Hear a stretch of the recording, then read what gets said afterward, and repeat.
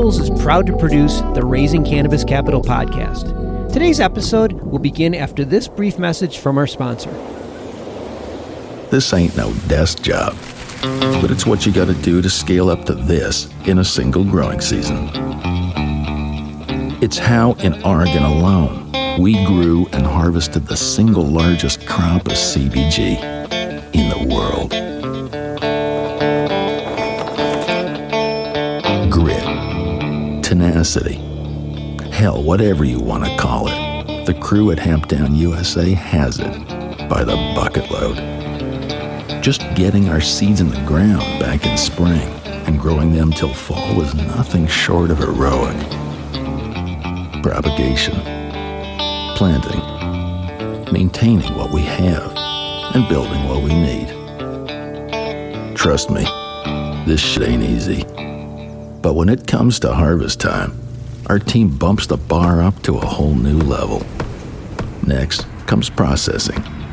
Everything but the top flower goes off to get turned into crude, distillate, isolate, and water-soluble ready. Our product, like our team, is nothing less than best in class. This plant has always had the power to change the world, but it needs people to make it happen. We're lucky to have those people right here at Hamptown USA.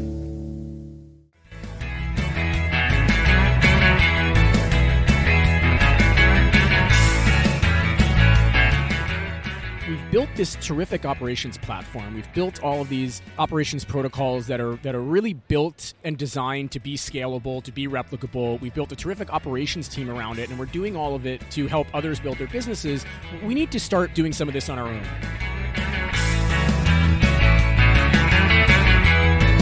From MJBulls Media, it's the Raising Cannabis Capital Show.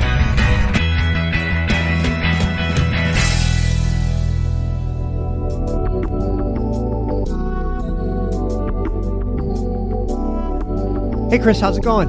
It's going well. It's a nice day for a cannabis conference. It is. We're here at the Cannabis World Congress Business Expo in Los Angeles with Kris Krane. And Kris is the president of Forefront Ventures. I'm going to let Kris tell you the story, but I met Kris a few years ago when he was more in an advisory capacity, but their company has morphed into so much more.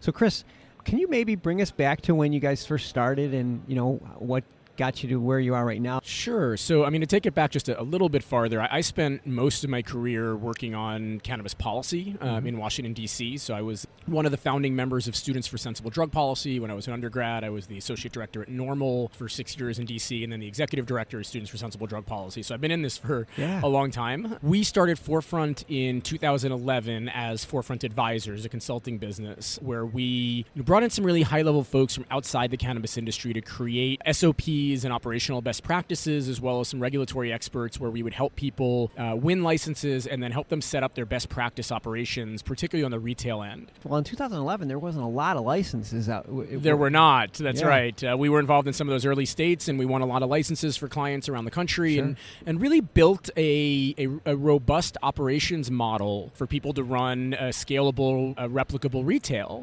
And it was in about 2014, 2015 that we started with our evolution from consultants into operators. And part of it was, we started getting some access to capital, and we kind of took a look at the landscape and said, we've built this terrific operations platform. We've built all of these operations protocols that are really built and designed to be scalable, to be replicable. We built a terrific operations team around it, and we're doing all of it to help others build their businesses. We need to start doing some of this on our own. One of the differentiators between us and some of the other multi-state operators out there is that we spent a lot of time building the engine.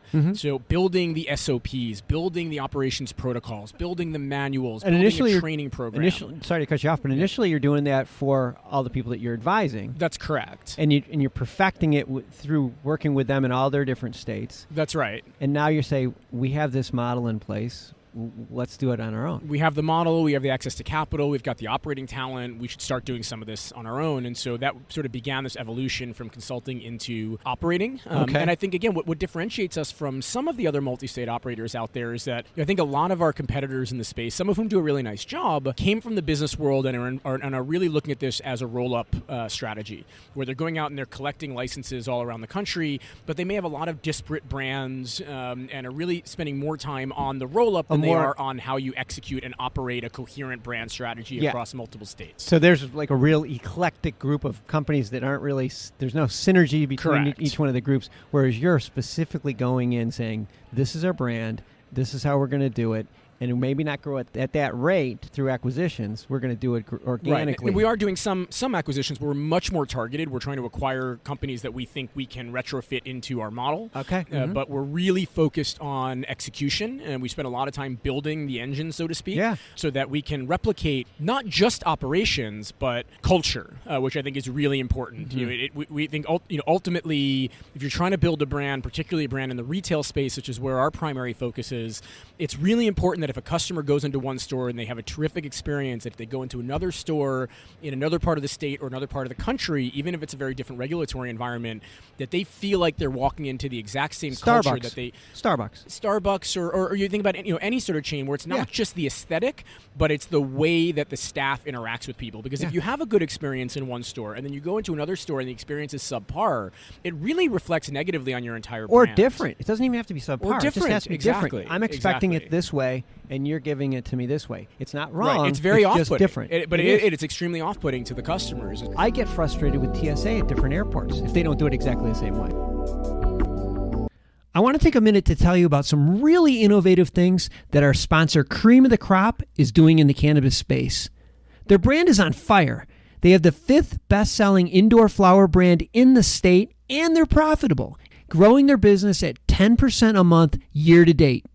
They're succeeding by helping cultivators turn profits through operation management and consulting in exchange for supply agreements.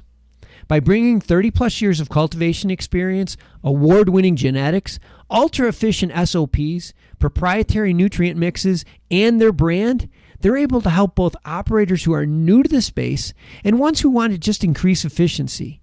In fact, they just increased profits for one of their clients by $700,000 per month. Just incredible. But what's really exciting is that they're expanding their highly scalable model beyond California. That's right, they're accepting applications across the country for 2021 and 2022 partnerships. Also, if you're planning to invest in cannabis, you should definitely look at Cream of the Crop because they're doing a capital round in early 2021 to help with their brand's national expansion.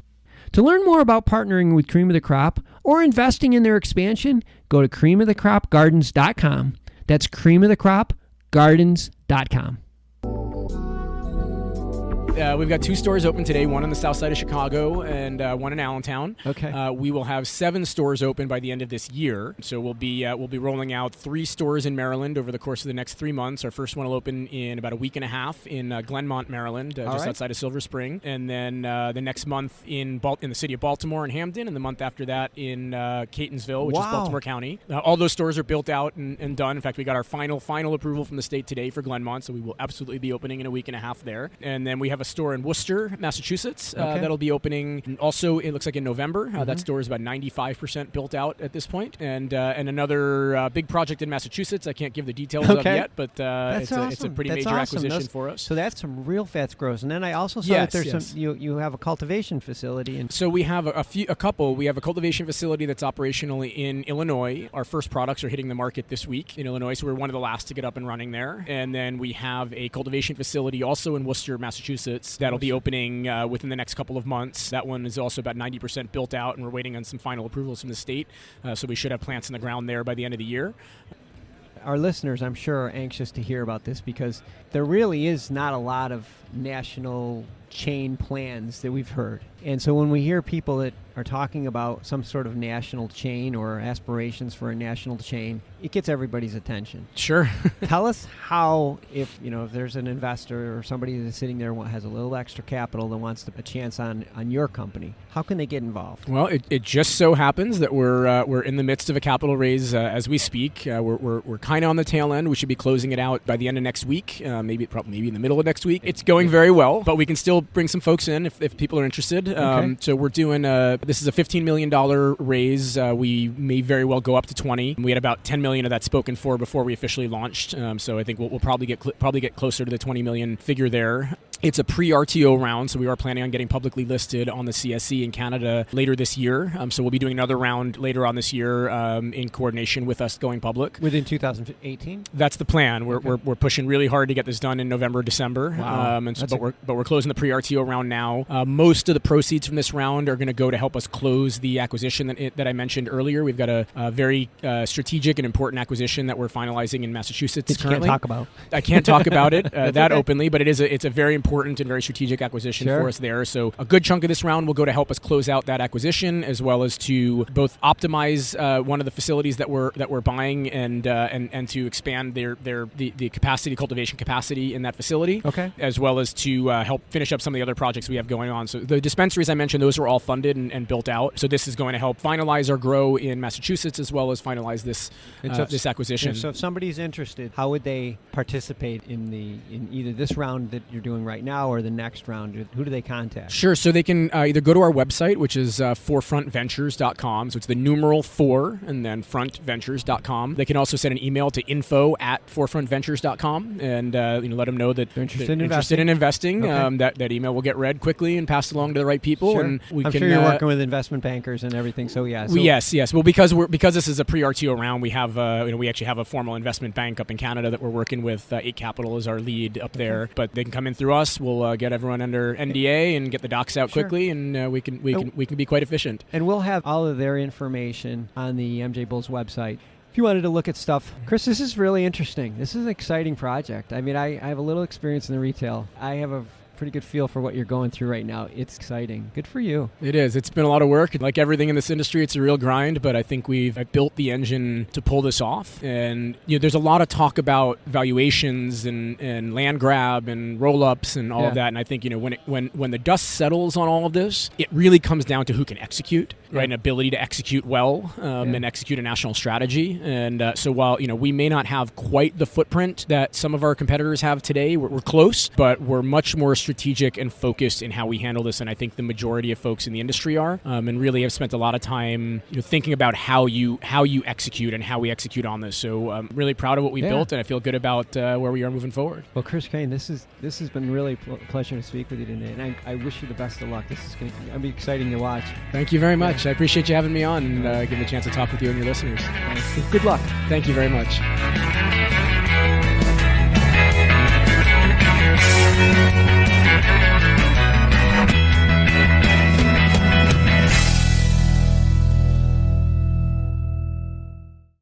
Crappie's Feel Better Company is a cannabinoid CPG company with a line of easy-to-use CBG, CBD, and CBN products built for the weekend warriors, the weekday Zoomers, and anyone in between. Crappie's next-gen products incorporate pharmaceutical-derived chemistry to precisely blend minor cannabinoids and terpenes, creating a series of proprietary formulas for hyper-targeted use cases. Harnessing a team of experts with over 75 combined years of chemistry experience, the company relies on its novel solubility technology, state-of-the-art delivery, consistent results, and unique eye-catching branding to stand out from the crowd. Crappie's executive team and chemists have created a vast and diverse product pipeline to maintain relevance in a saturated market. To find out how you can participate in Crappie's Feel Better expansion, which includes major retail placements, university-executed clinical trials, IP and patent submissions, GMP and API scale-up, and international distribution, go to crappiesfeelbetter.com or on Instagram at crappiesfeelbetter. Today's show was made possible by the generous support of our sponsors, like Alt36, the country's premier blockchain payment processing platform that's providing dispensaries and its customers with a safe and secure payment option other than cash. To learn more, go to alt36.com.